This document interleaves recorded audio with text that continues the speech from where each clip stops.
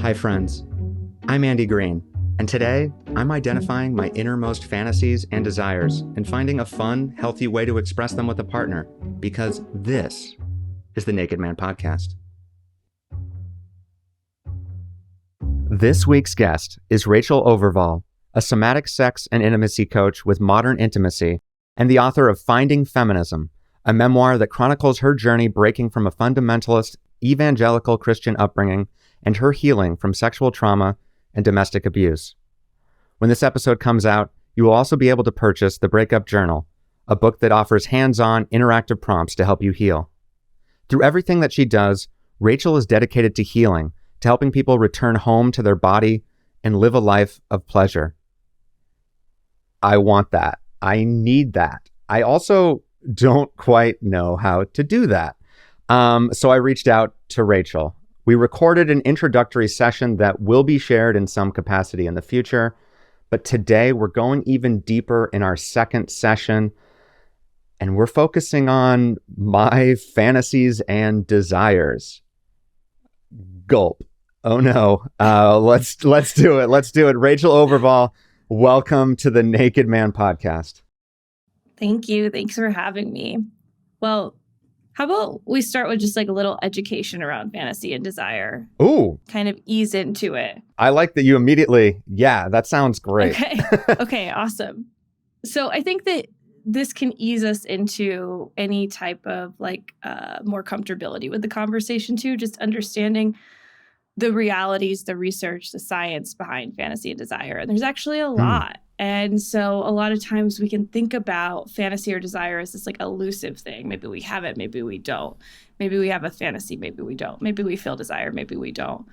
And if we do or don't, something's wrong with us, or we're broken, or how do I get this? I can't achieve this. So let's just start with desire. Desire is not as elusive as we think, right? It's not, desire and fantasy does not mean anything about us is broken or good or bad. They're just pieces of human experiences and pieces of sexuality and sensuality that we should all have access to experiencing. So fantasy can bring up a lot. It can bring up a lot of shame and guilt. So can desire. Desire, having higher desire than your partner, having lower desire than your partner can bring up a lot of shame and guilt as well. If you're the lower desire partner, you can feel really guilty for always rejecting the higher desire partner. If you're the higher desire partner, you can feel like you're unattractive to your partner because they don't want you as much as you want them. That's a really common thing in long-term relationships as well. What you're experiencing, though, in a lot of those situations is actually spontaneous versus responsive desire. Typically, we fall into one or two categories of these. Sometimes we can switch between the two of them depending on context. But responsive desire are people with responsive desire just need a little bit more to warm them up. They don't look at their partner and they're like, let's go, I'm turned on. They need quite a bit more to like rev the engine. People with spontaneous desire, on the other hand, can really just like look at their partner and they're ignited. They don't need that much to rev the engine. Neither is good or bad or right or wrong. They're just two types of desire and categories that we typically fall into. So I'll start there with the desire and then we can maybe dive into fantasy. That sounds good. And I guess in terms of desire, I mean, I think I'm pretty spontaneous, I would say, but I think it also kind of goes both. Like, I think I am responsive in the same way. Like, I remember saying this and it like scared the shit out of Lily. I was just sort of like, if you're in the mood, I am, or like basically, and that's to me sounds very responsive, but it was just sort of like, I'm turned on by someone being turned on by me or you know, like, or just that feeling. But I think how it came out, it sounded like I was always down, you know, or like I'm like running around the corner of the house being like, I'm ready. Rather than it just being like, if you're into it, I am. And that was just more of it's like a combo of the spontaneous and responsive. I don't know if that makes sense. Yeah. But yeah, I felt a lot of what you said. I think I've been there on all those different things. I mean, certainly feel a lot of shame about this conversation in general. But yeah, and we can go deeper into it if you wanted to talk more about the fantasy aspect of it more. But but I'm also I just know that I was like blocking myself for a bit just on even thinking about fantasies that I could share, like I think maybe having this conversation with a friend or with a partner, I don't think it'd be necessarily easy, but it being recorded and we're doing a podcast, a lot of my shame was like, this needs to be like interesting, cool fantasies or like not be just boring, like, oh, I want a threesome, and that's like, and why is that a bad thing if that's what I want, or if that's what I'm a fantasy that I have. But a lot of it was just like worrying about that judgment from other people and also feeling shame that I can just have these fantasies and where they come from. Because I think a lot of them kind of come from, like the media or even porn or something like that, and be like, that's something gross about that. And that then in turn makes me feel gross to like buy into it. Yeah. Well, then let's start with de-shamifying this with some education around fantasies. Yeah. So fantasies are the maps actually to our core desires, and our core desires are what we truly want to experience in sex. A lot of times these core desires are created through unmet childhood needs or wounding. Maybe you grew up in a home where you felt really ignored, and now a lot of your fantasies revolve around being the star at the center of attention or experiencing all eyes on you. That would be an example of a fantasy healing a piece of childhood that felt like there was an unmet need. But our fantasies are nothing to be scared of. They actually teach us a lot about ourselves. Fantasies teach us how we want to be received in sex and how we want to show up. And when we map out our fantasies to really see like what our core desires are in this fantasy, we can have sex that includes a lot of transcendence and healing as well. We can get into the spiritual piece of sex and sexuality. That sounds nice, right? Like why aren't we living our life with the best sex that we can have? Right? Yeah. Well, shame and lack of sex education and fear, right? And there's also two types of fantasies. Yeah, many. Ooh, yeah. Yeah. Oh, yeah. What are the two types of fantasies? So there is repetition agency fantasy, and then there's reparative fantasy. Reparative fantasy, I'll use one example for both of them. Say I was a child, my mom came in and caught me masturbating. And now I have a lot of shame around masturbation. That's like a childhood wound, right? My sexuality was shamed at a young age. A reparative fantasy could look like, as an adult, I want my partner to watch me masturbate and tell me you're incredible, you're beautiful, you're such a good girl, I love watching you. That could be a reparative fantasy. I'm repairing a wound in that. Having the opposite experience of what happened as a child. A repetition agency fantasy, which is also just as healthy, neither is better or worse or good or bad, would be I actually want to experience the same thing that happened to me as a child, but I want to experience it through my own consent and agreement. So it would be I want to have my partner watch me masturbate, and as they do, I want them to tell me I'm a bad girl, that it's so wrong, that I'm dirty, right? The healing part of this comes through I'm doing it as an adult with consent, agency, and choice, which can be a really healing piece as well. Right. You're taking back the power of a situation that it's like about as powerless as you can feel when being walked in on something on a very intimate moment. And then especially, I mean, depending on the parent, that could be a very lasting judgment too. It's like absolutely. It's one of those distinctions that seems like, I mean, they're two halves of the same whole, and that like I feel like both sides, like when you were describing them, I think they both apply to different fantasies or desires of mine too. And I think that's the therapy aspect of sex therapy is lighting my brain up right now, because I think what gets in the name sex therapy, I get hung up on, oh my God, I'm talking about sex with like kind of a stranger and sharing this with people.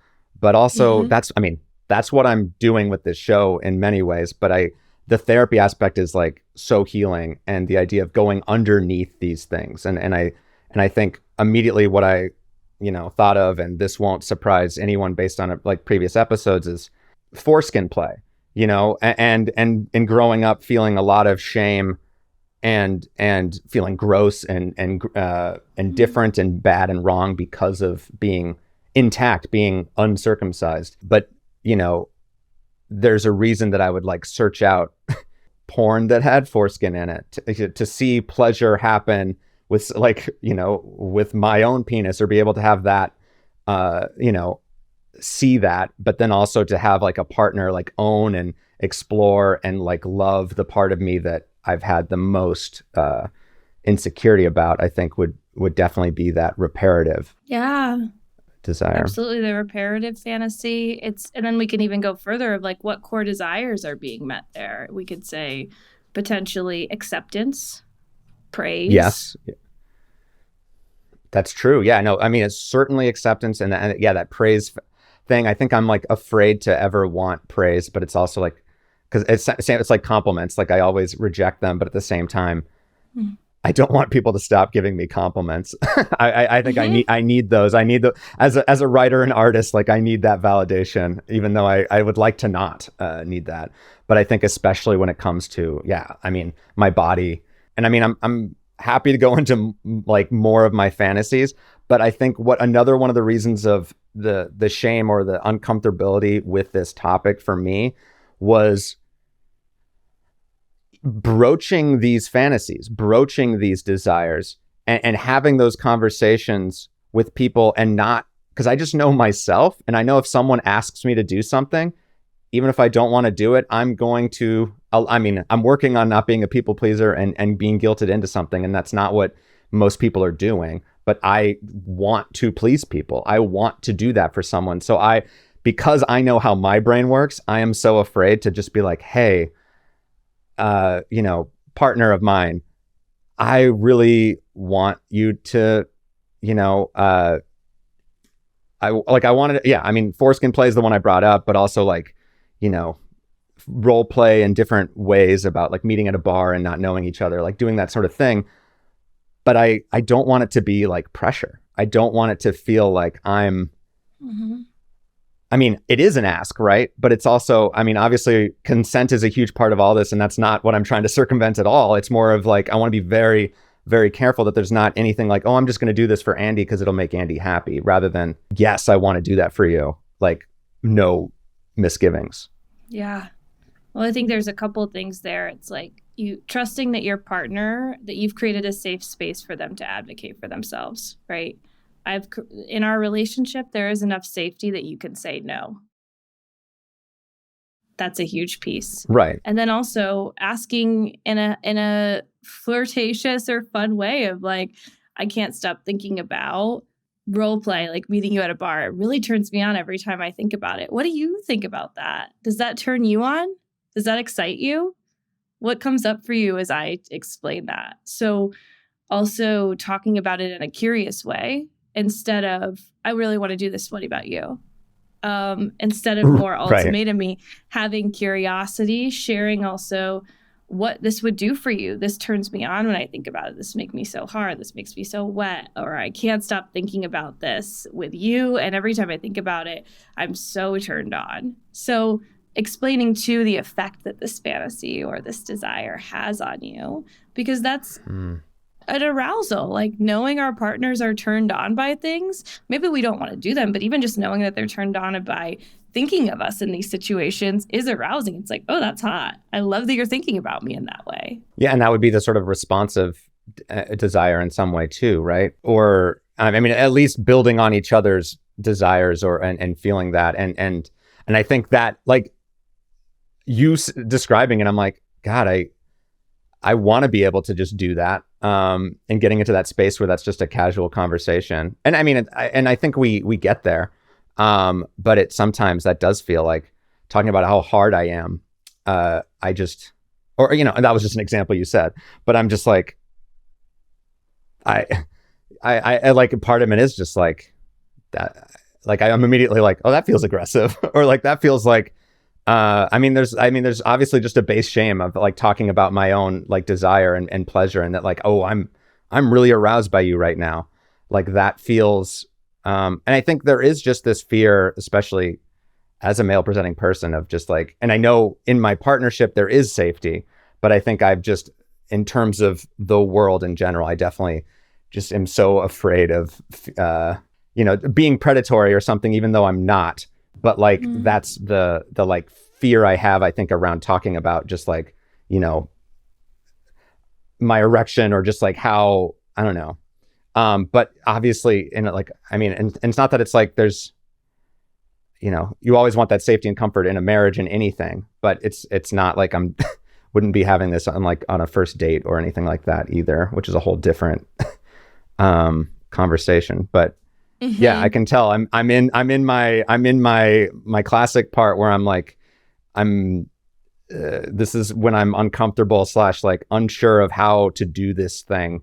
So I try to intellectualize it or put myself down for sure, which now I'm like, oh, I wonder if there's a reparative fantasy for that in the bedroom, to remind myself to get back into my body and out of my head.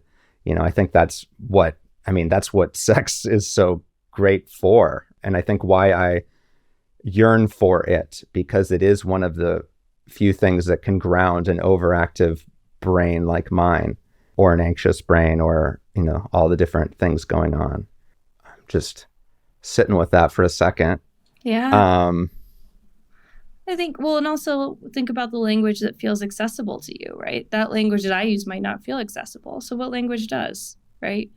Is it, I feel really turned on when you do that. Or when I think about this, I want you so bad. Maybe that's better language for you in your relationship.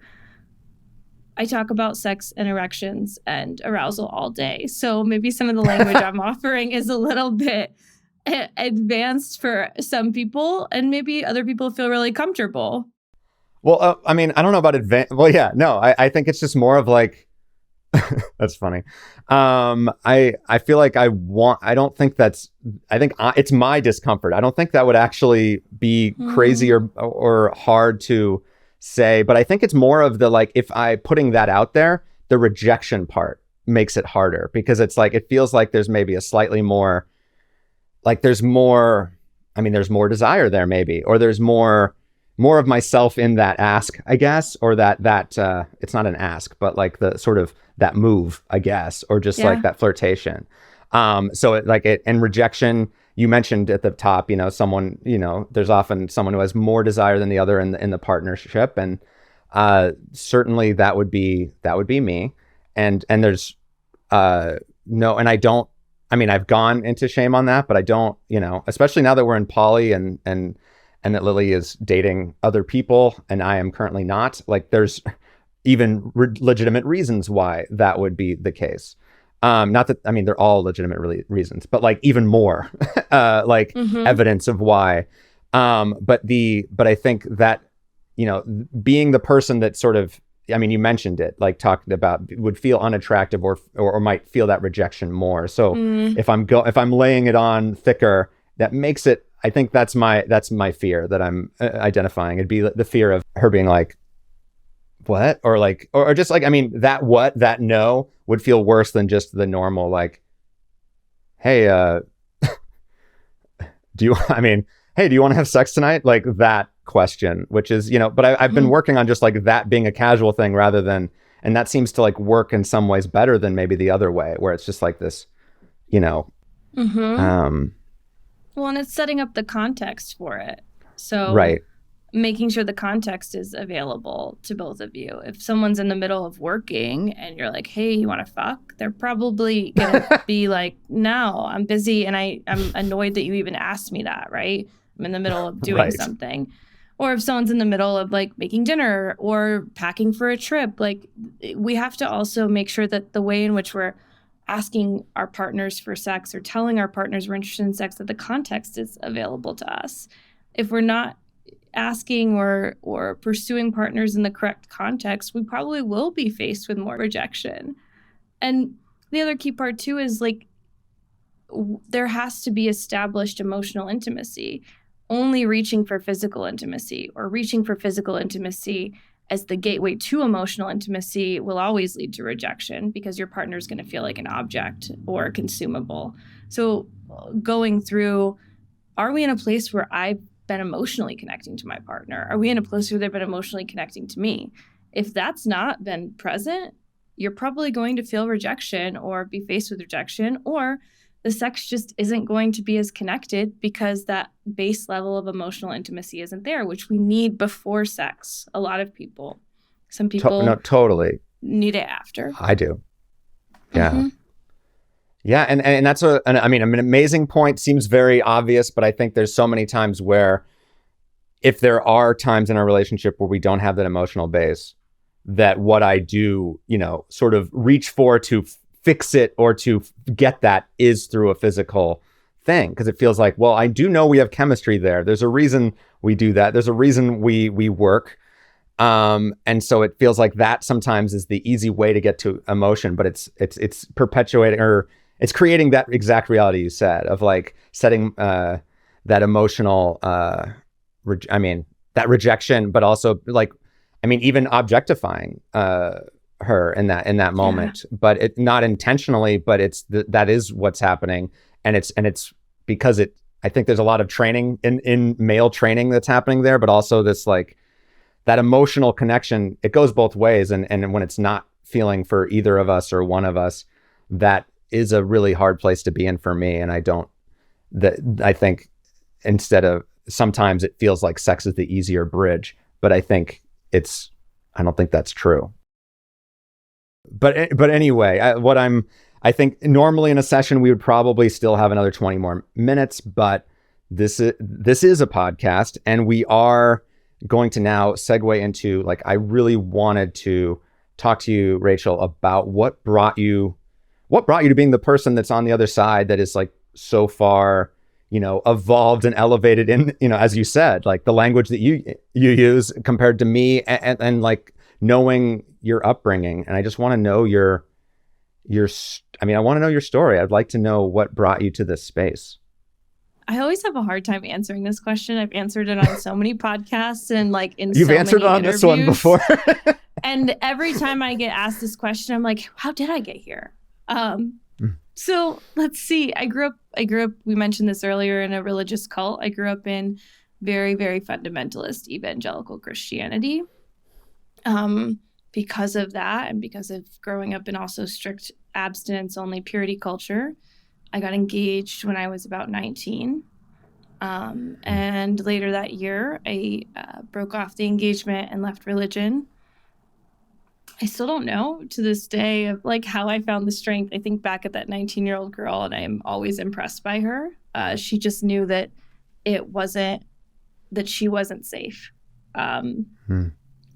So I left, and then I kind of started healing, I would say maybe in my early 20s, going to traditional therapy and traditional modalities of like cognitive behavior therapy, CBT, talk therapy.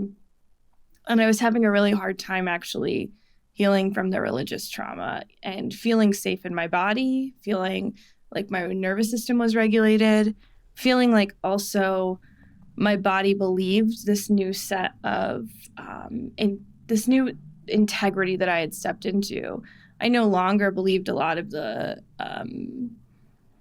hierarchical morality that I grew up in with religion, but my body still did, even if my mind didn't. So how do I get my body then to regulate along with my new belief system?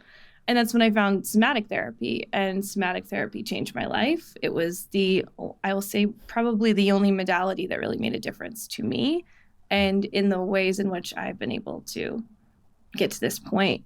So then I went back to school to become a somatic sex coach, and I went back and got another degree from Kinsey, my alma mater, IU, in human sexuality and gender studies. And that's where I am today. I wrote a book too along that journey of Finding Feminism, about my journey about growing up in high control religion and leaving. And so it's been a really wild ride to get here. I was going to segue over, but I also just want to say, like, thank you. I think it's hard to answer that question is it is a hard answer. It's a hard question. And I just appreciate your story and your strength in sharing it. And that, I feel a lot of reparative things happening in what you're doing work-wise, right? In terms of what you're and that you're sharing that with the world, which is really powerful.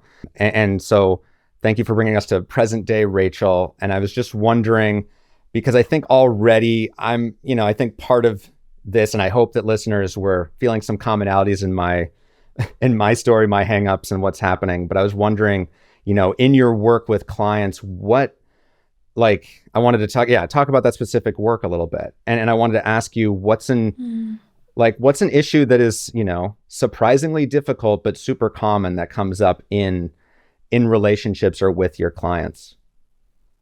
Yeah. I think the biggest, the biggest reason clients come to me is desire discrepancies, feeling desire or feeling no desire at all.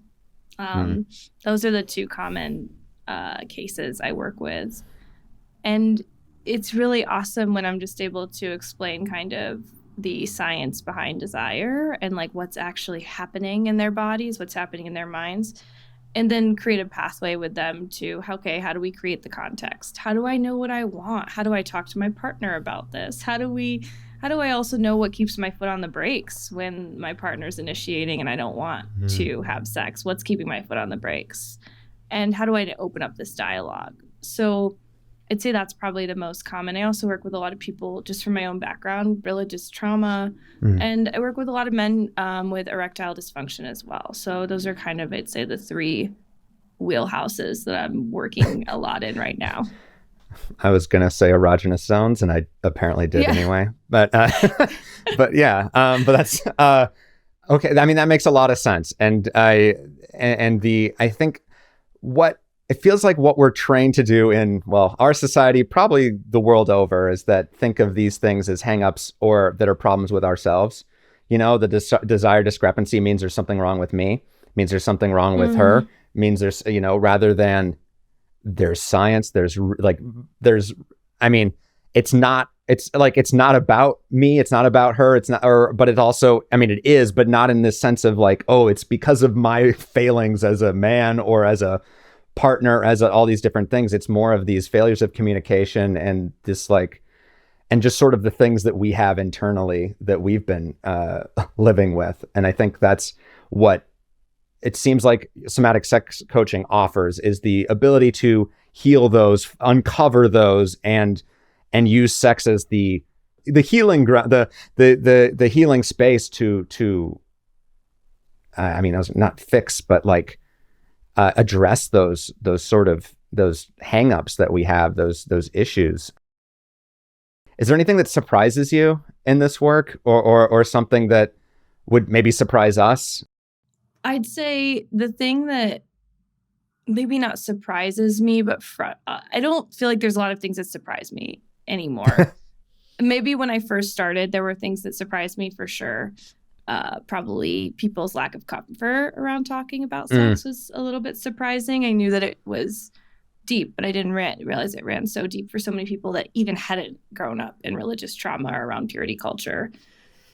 The thing that I'll say frustrates me the most, or that I see the most, is the benevolent sexism in heterosexual relationships and how deeply ingrained misogyny is in our relationships. That is so frustrating to me.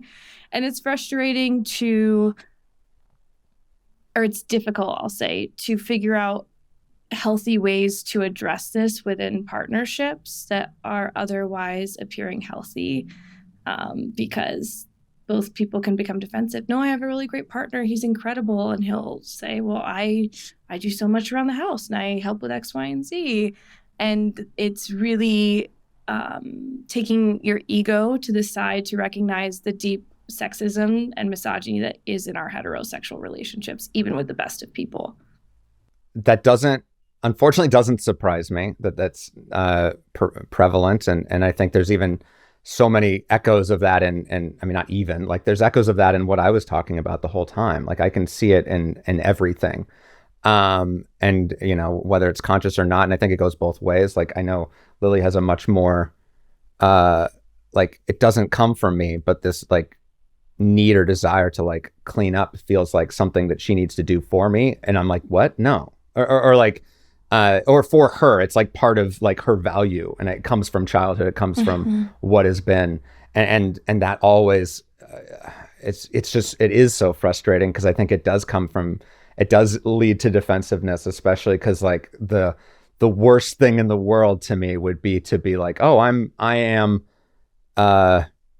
willingly or even unwittingly doing this, sexist practices or having that in a relationship. So I wanted to, that actually makes me think of, like, I think what I've been moved since we met originally, what I've been most moved by you and the work you're doing online is your vulnerability and honesty about your recent breakup and recent, like, I think, experience with exactly what you're talking about.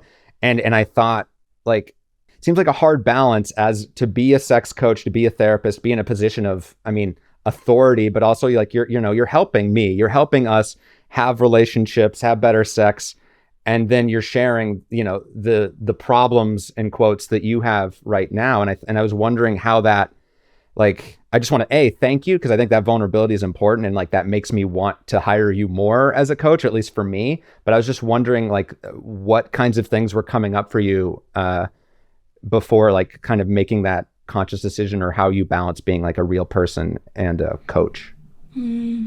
Yeah, I think it's a really hard balance of sharing, this is what I'm going through, because it helps other people see the humanness, right? And realize, like, just because I do this does not mean I have perfect relationships. Just because I do this doesn't mean that sex is always easy for me, or that it's always great, or that it's so easy to talk about. I still have a lot of hangups, as we all do. I will say it's really hard finding the balance of this, because I also need to be respectful of the people I've dated or am dating and their own privacy. I've chosen to share my life with people. I've never dated anyone who has also chosen that. So being respectful of them, and also figuring out what part of my story is impactful and necessary to share, and what part of my story is just trauma dumping, because I need to be... I need to contain my own energy as well. I shared a little bit about my breakup, right? But I really didn't share the whole story with anyone online. I've shared that it was hard, that it was sudden, that there was domestic violence, but that's kind of all I've shared. And I don't know that I'll ever share more about it, because it's something that was big T trauma and came about really horrifically. But I think sharing what I've shared still allows people to see the humanity and the reality of all of our relationships, that they're not always easy, and that things can happen even when I have years and skills and knowledge and resourcing. I can end up in a healthy relationship just like anyone else. And I'm just moved and sorry that, you experienced that, you're going through it, and of course would not ask you to go in further. And I think, like, what the sort of line that you've drawn for yourself, I think, really, what it is still welcoming people into that space and that togetherness of other people that have had the same experience. I'm inspired by you, Rachel, and just feel really honored to share this time with you, and I wanted to sort of end with one question, and it's to turn the tables slightly, but it's not in the same way. It is, what are your fantasies and desires when it comes to society and a sex positive world? Like, what are you hoping to help change about and I know this is, like, probably this is your whole life, right? And I'm trying to ask you to distill it in, like, a minute. And it's your fantasy and desire, right? So it can be anything. So my fantasy and desire when it comes to the world is that everyone is able to live a life of pleasure, because pleasure is liberation. Pleasure is social justice. Pleasure is reclamation of our bodies in consent. Pleasure is, I deserve to feel good just because I'm human, and I don't have to do anything to earn this, or I don't have to work. It's a fuck you to capitalism. It's a fuck you to ableism and racism and everything else that are the evils in this world that really are the problems we're all facing. So my fantasy and my desire is for everyone to experience the liberation of pleasure, and to have a world that is liberated through pleasure. I love that dream. I love that. Like, and that's, I mean, I'm with you, and my struggles with it is why I'm having you here. And I was wondering before we send off, what's one thing, I mean, maybe this is me trying to get a specific here, but what's one thing that I or a listener could do to help promote pleasure in our lives today when we get out of the car or get out of the shower or whatever we're listening to this? Yeah, I mean, an easy thing, just touch your body and notice what it feels like. Hold your own hand and rub it. Or I was doing that. Yeah, perfect. Notice what it feels like too. What does it feel like for me to touch my own hand? What are the sensations that come with? As you're drinking your coffee in the morning, as you listen to this, notice, what does it feel like as I drink this coffee? What are the sensations and the pleasure that comes to me? Pleasure is a deep connection to presence and your body. Pleasure is mindfulness at the end of the day. It's mindfulness and body connection to sensation. So whatever way in which you want to do that, pursue that. And there's a really great book, Pleasure Activism. Pleasure Activism. Yeah. Thank you. Yeah. Pleasure Activism is a great book that talks about this. And then if you want to dive more into Desire, Come As You Are by Emily Nagoski, and then also Coming Together. Those are two good books that dive into fantasy and desire. Amazing.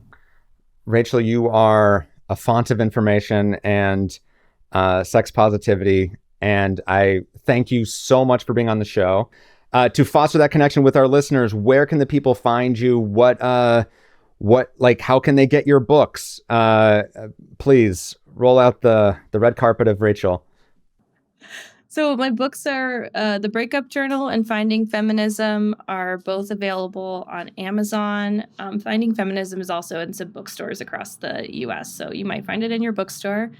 And then finding me TikTok and Instagram, just at Rachel Overvoll. And then if you're interested in working together through Modern Intimacy, we do free consultations. So if this is something you're interested in working through or having support on, we can do a consultation as well. And if you're hearing that lapping up of the dolly in the background of that water, you gotta lap up that free consultation, all right? Because that's why, like, come on, hang up the podcast, sign up for a free consultation every time. That is my mission. You know, my dream for the world is that we all take it, like, we all take the signs from the universe that are given to us, and like a free consultation is a gift. Take that gift. It's going to help you. And Rachel, you are a gift. Thank you so much for joining us again. And I'm excited for other people to see the origin story later going on. But yeah, thank you, Rachel. Thank you so much. Thank you for having me. Of course. Oh yeah, Dolly. Thank you, Dolly. The star of the show. Yeah. Thanks for listening to the Naked Man Podcast. What's your greatest desire? Mine is for you to follow and subscribe to the Naked Man Podcast wherever you get your podcasts. If this episode helped you get more comfortable identifying fantasies and desires and how to speak about them, tag us at Naked Man Pod on socials and let us know how. Next time on the Naked Man Podcast, I get my lip scrub on with beauty influencer Jacinda Pender. In the meantime, as my dad always says, be sweet. Yeah. 1 second, my dog is like, I have an English bulldog. She's like grunting behind me. I get her to come. Oh, is that what that noise is? Yeah. She's like, she started grunting because she wants to play. Dolly, come here. Okay, she's calm now. I'm petting her.